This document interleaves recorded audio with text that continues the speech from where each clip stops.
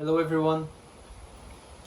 I decided to do this recording to explain one of the chants, one of the mantras that I usually do before the classes, and also if you participated in the online yoga classes, this video was especially thought for you, because you might be hearing this mantra over and over, or if you have done classes here at Plantation Villa in Sri Lanka with me, you probably heard this mantra being chanted in the beginning of every class.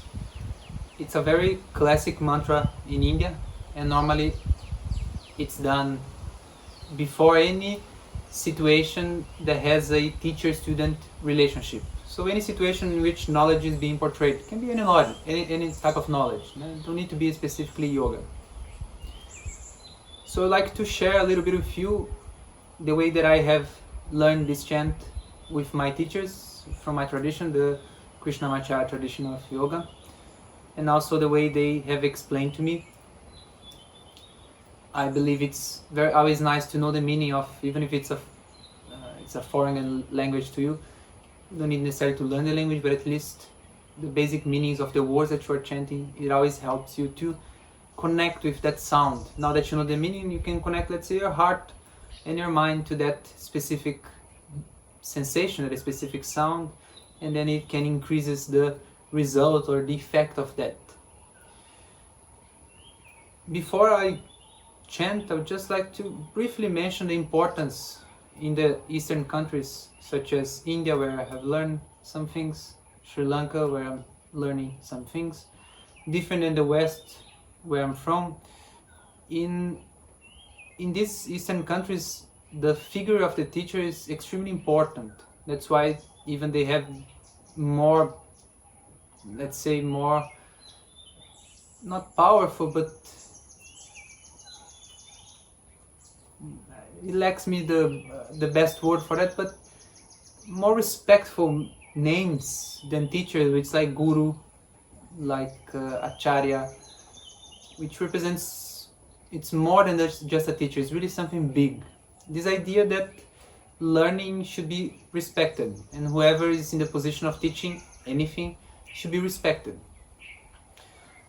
Traditionally in India and Sri Lanka, they have this Guru Shishya Parampara, which means the transmission of knowledge, the lineage, Parampara, between Guru, teacher, and Shishya, disciple.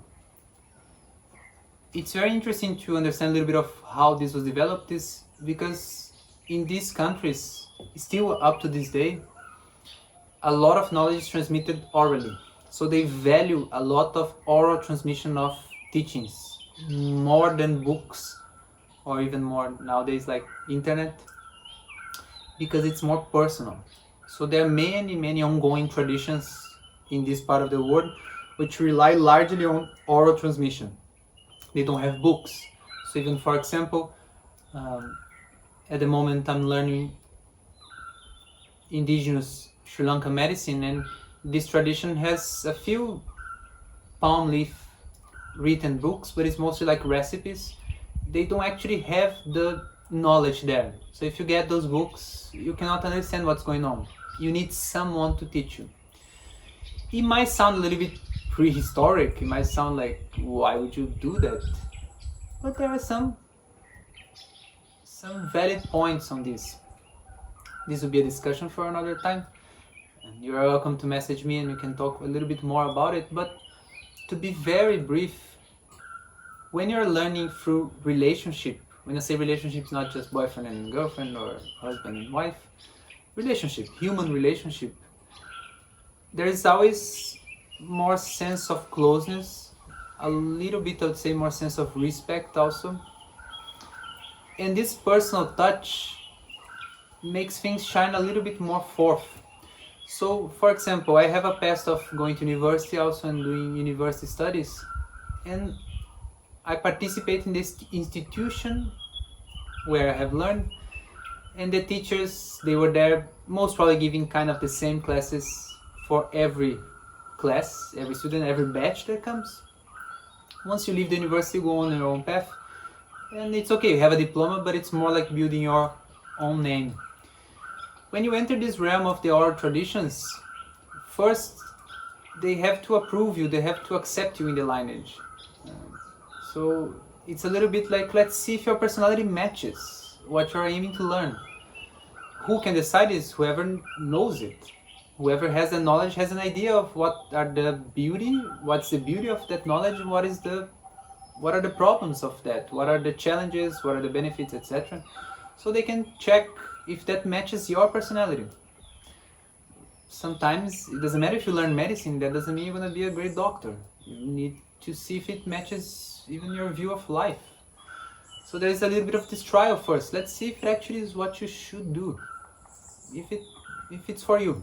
It's your dharma, it's your function, let's say, in this world, in this nature. Second is, once you enter this type of knowledge, it's very close. There's a sense of, it's almost like you get a family. It's entering a very close relationship. You earn a sense of respect and you give a sense of respect, and this closeness makes you value a lot. So for example, in the sense of doing mistakes, you could always think twice, because if you do something wrong, the whole name of the lineage or the family gets ruined. So if you do something wrong and you study in such and such university, it doesn't really matter. Like it's your own path. But through a lineage, you're always part of that. So you always carry a sense of respect and a sense of value. So you should be very careful, taking care of that, nourishing that. Also, there's a sense of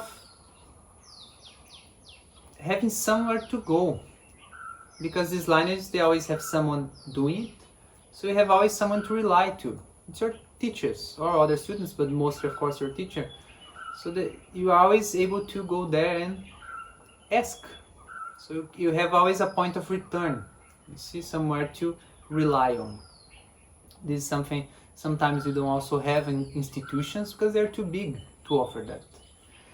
For this, and I think this is a very nice point to consider of these oral traditions, traditionally they are not charged. This is very interesting for us to think nowadays that everything is charged, especially knowledge, even though we have all these internet things. But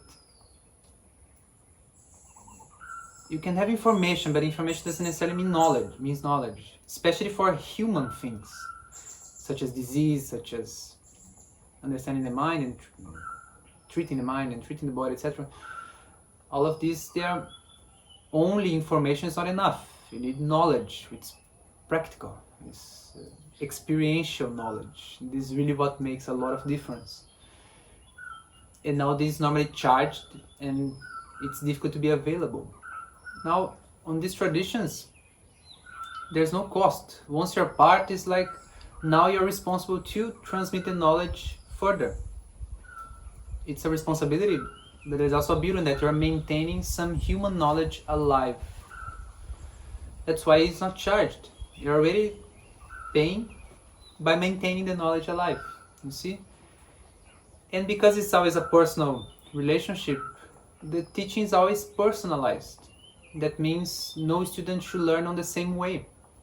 If you learn faster, you should learn fast, and you can, let's say, become a doctor in 3 years. Other person might be a little bit slower on the gathering of knowledge. It might take 18, 12 years, and it's okay. It depends on the person. Once your teacher realizes, okay, now you know as much as I do, or now you know at least enough to be a professional, now you can go.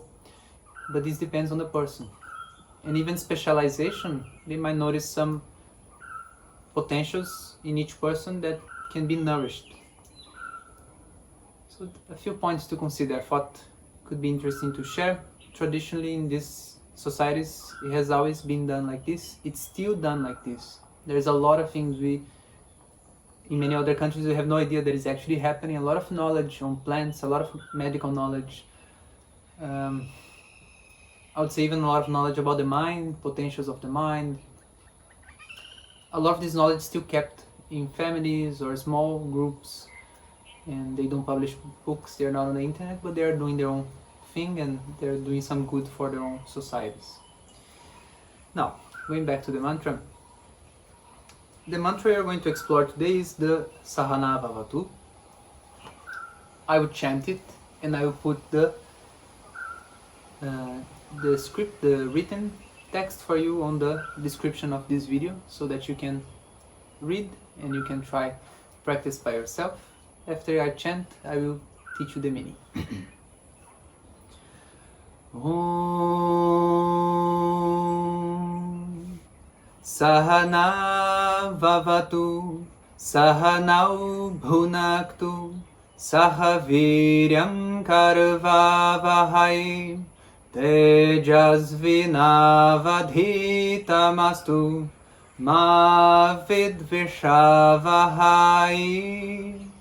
Om Śānti, Śānti, śāntiḥ.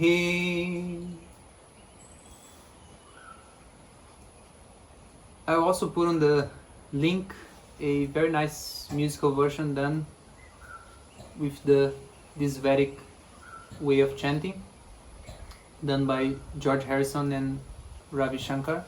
So you can also listen and practice by yourself. Now, about the chanting of mantras, these Vedic mantras, if you notice, especially if you know a little bit of music, you see there are only 3 notes. Da da da da da da da da da. So it's quite easy. It's just 3 notes. Okay, so even to chant and to learn how to chant this is not difficult. Okay, just a little bit of practice and you get it. Now about the meaning, and then you understand why we chant this before the classes. Now, saha means together. Okay, so the first line of the chant, saha, now. Now means the 2 of us. Okay, so the 2 of us are together now. Who are the 2 of us? Is student and teacher. Because again, this is for the situations of transmission of knowledge. So for transmission of knowledge, always there is someone that is teaching, someone that is looking forward to learn. So saha now, and then you have vavatu, which the word will be avatu. Okay, because of grammar, then it becomes sahanau vavatu. Avatu means protect. Now, together, the 2 of us protect. It's almost like a little bit of a prayer, or you're asking for protection for the 2 of us. Then arises the question, protect from what? For each one, the teacher and the student, what they need is something different.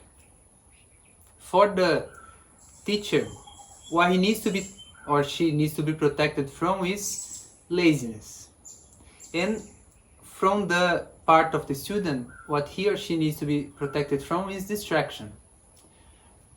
It's quite interesting because if you're a teacher, sometimes you feel lazy to teach because it's something you know already. Of course, you always can learn something more, etc., etc., but on a day-to-day basis, if you're teaching especially the same subjects, it can be quite repetitive and quite boring. So you should be protected from laziness. You should never allow your mind to descend into this lethargy or this apathy that you don't want to do that anymore. So you should always be fresh to teach. It's always someone else new, it's always a new situation. The mind has to be fresh to perceive that freshness. If the mind is lazy or dull, you cannot perceive it, you tend to feel like a lack of energy to teach. And then you start to give half teachings. You never really give it properly. From the part of the student is about distraction. So for you to learn properly, you need to have a focused mind. And this meditation can aid a lot for sure. The practice of yoga can aid a lot to develop the capacity of focus. I would say it sounds like a common sense not to say the new generation has less focus, but I do believe it actually has. It's getting more difficult to keep it, for the mind to be somewhere at some happening for an extended period of times. But to learn something, you need it. Again, you can gather information. And this, for gathering information, yes, just 1 minute you see this new and you see that new, etc. And then after 5 minutes you can have some opinion about something. Like, oh, I like mantra, go mantra, Google, see what Wikipedia tells you, see what this website tells you, and then in 10 minutes you can actually form an opinion. But that's really much just based on information. To become knowledge, you need much more time. For anything. Anything that you want to know, anything that you want to do, it needs more time. That requires focus. So the student should be protected from distraction. Okay, at that moment, the mind should be very much focused, so that it can acquire as much as possible.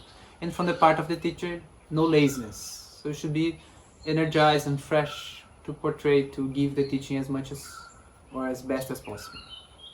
So Sahana Vavatu, Sahana bhunaktu.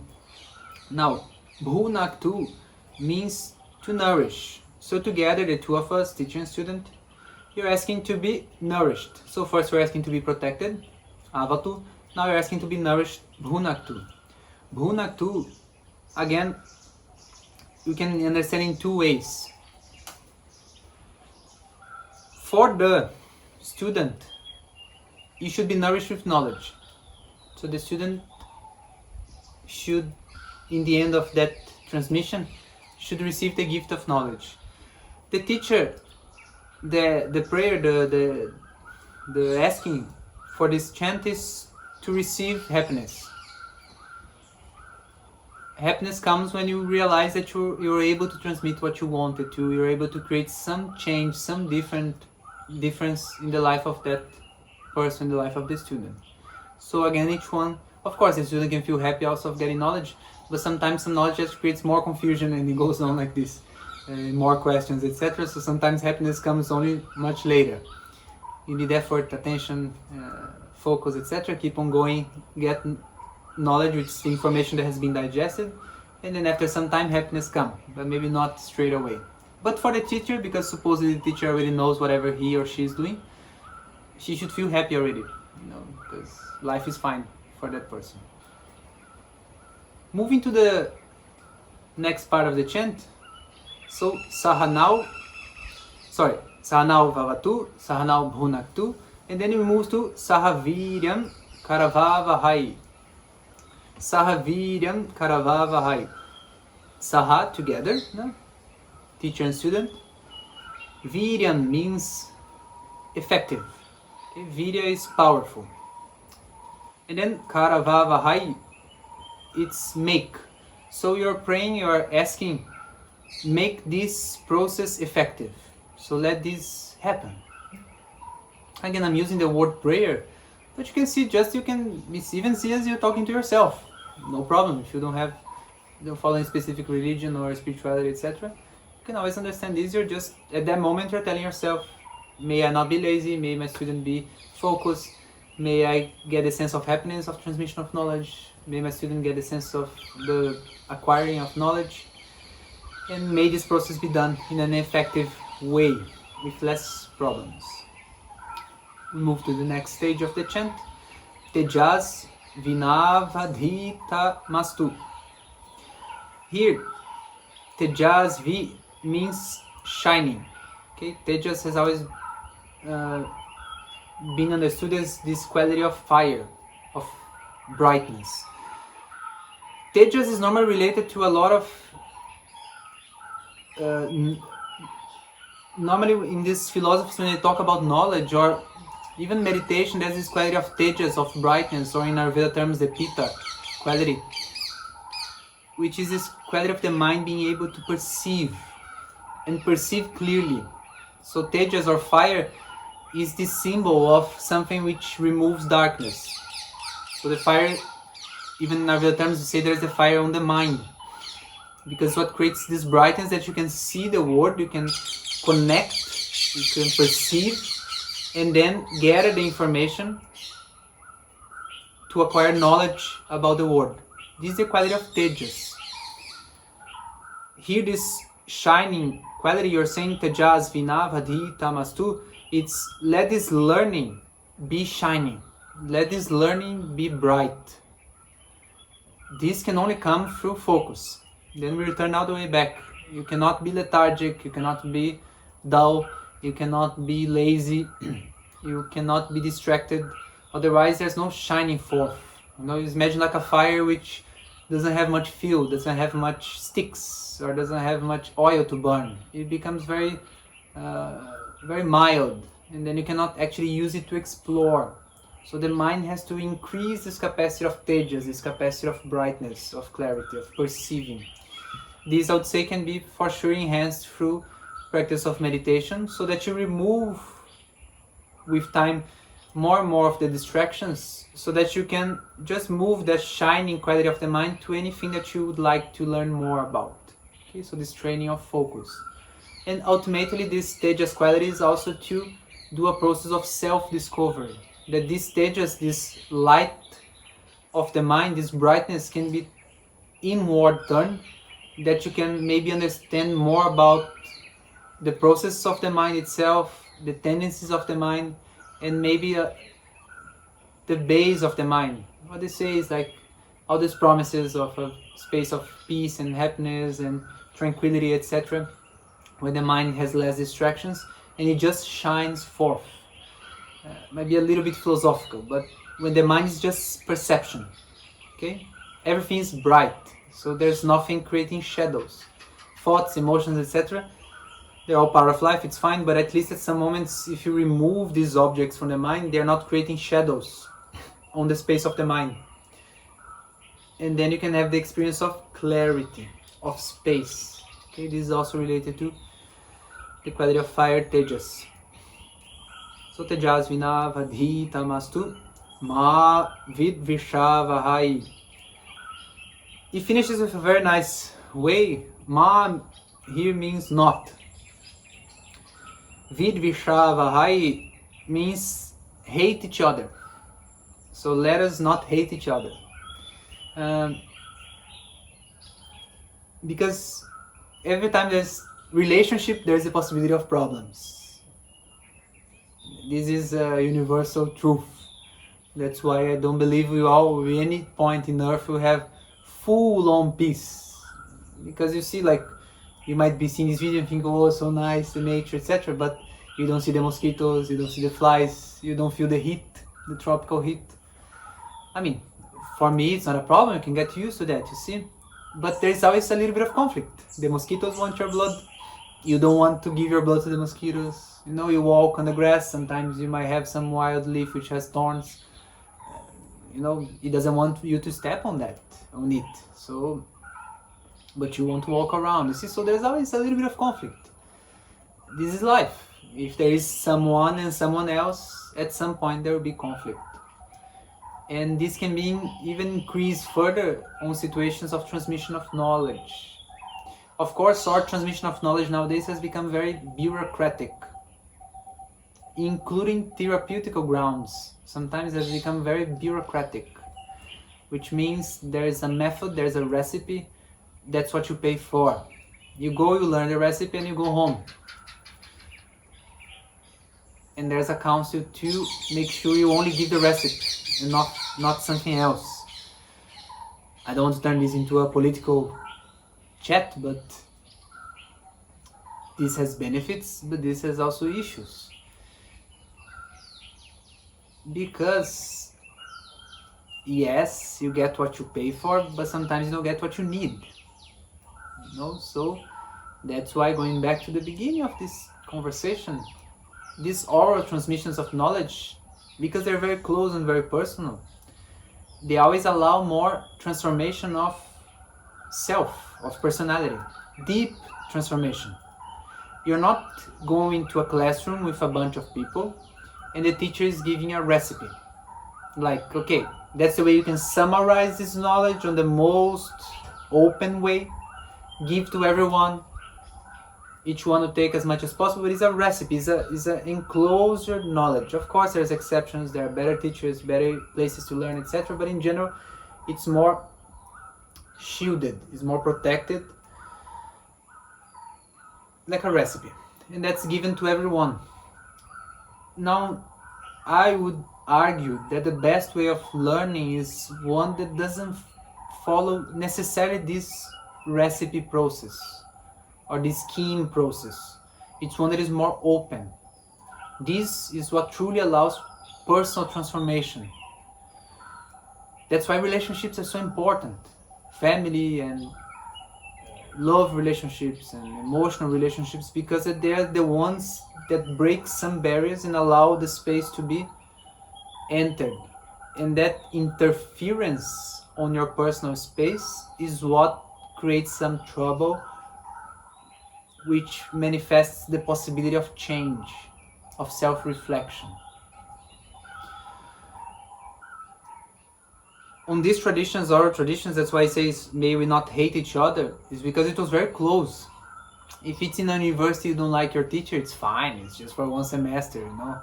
Then each one goes on with its own life. It's okay, there's a test and the teacher won't even remember your name anymore. But in this case, you might be with the same teacher for 15, 20, 30, 40, 50 years. Now you have a problem, because that relationship will have issues. It's two different people. One knows more on specific things, will try to teach you. And one might have more experience in life with that specific knowledge. It might want to impart that on you. And you might be from another generation, sees things different, and has an allowance to change the knowledge too, to adapt to the new moments of life. This in these traditions has always been open to.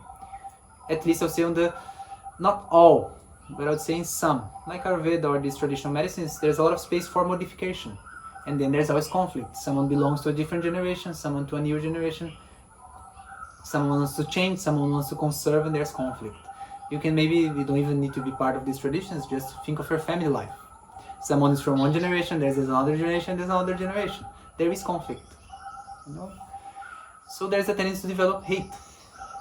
This one level, because when relationships are close, at some point there will be conflict. Okay, because of the closeness and the mirror. Like you see things which you didn't see before. You feel things that you didn't feel before. And that requires change and self-reflection. Another point is on the learning process.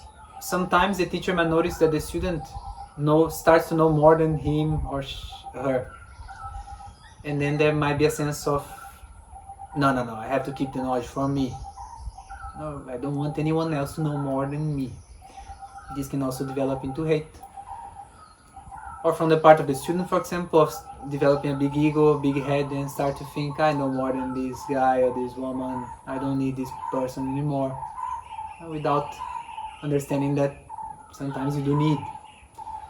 So it's this prevention of hate. I'll finish with a nice story about this student-teacher relationship. There was this snake charmer, you know, those guys that play flute and the snake will go and do a show for the tourists and they give some money. So the snake and the snake charmer were doing very well both together. So the snake would dance, the charmer would do his thing, and they were having a good life. Eventually the snake realized, like, you know what, I don't need this guy now. I am the one doing the dance show. He's only playing the flute. I can actually do my own thing. You know? So the snake said, actually, like, I'll just leave in the middle of the night and then I'll start doing my own dance shows. So the snake goes and go to a village. As soon as the day is clear, goes in the middle of the village and starts to do her own thing, dancing, etc. And then the whole village, as soon as sees the snake, get all the rocks and just rock the snake to death. Okay, so because say, oh my god, the snake's here, we should kill it. Might not be the most beautiful story in the world, but just to consider that sometimes we need each other. Okay, we might think that we know a lot, but it's always good to have relationship. The tradition that I'm part of, we always say that yoga is also relationship.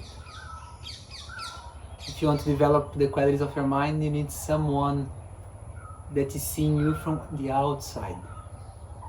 When you are then an object of attention and not the subject. When you're the subject, observing the objects, it's easier to judge and to quantify and to qualify everything. But think that for the other people, you are the object being quantified, analyzed, qualified. And that can be a very good grounding, a very good ground for change. So I hope you enjoy the meaning of this chant. I'll leave the text in the description. I'll try to bring more of these teachings, chantings, meditations, mantras, etc. for you. So subscribe to our channel. If you'd like to know anything else, you can leave a comment and I will answer for you, or you can also email us. Thank you very much.